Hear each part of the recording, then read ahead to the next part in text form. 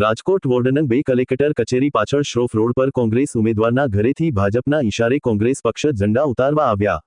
અહેવાલ સંજય પોપટ।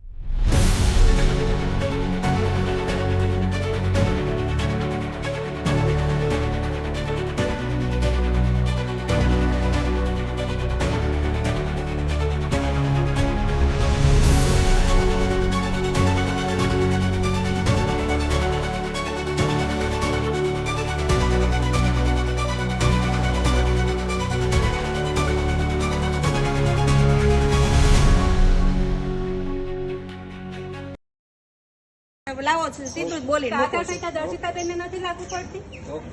હા વાંધો નહીં હાલો।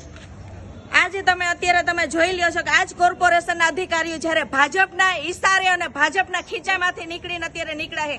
તમે જોવો તો આજે જ્યારે પોતાના મકાન હોય અને પોતાની પ્રોપર્ટી હોય એમાં એ લોકો એવું કહે છે કે તમારે પરમિશન લેવી પડે, અને જ્યારે ભાજપના 50 જગ્યાએ ભાજપના ઘર છે અને 50 જગ્યાએ ઝંડી મારી છે તો એ મને બતાવે કે કેટલી જગ્યાએ પરમિશન લીધેલી છે। તો આવી લુખાગીરીમાં રાજકોટની જનતાને પણ હું એ કહું છું કે આવી લુખી દાદાગીરીમાં ક્યાં સુધી તમે જીવશો?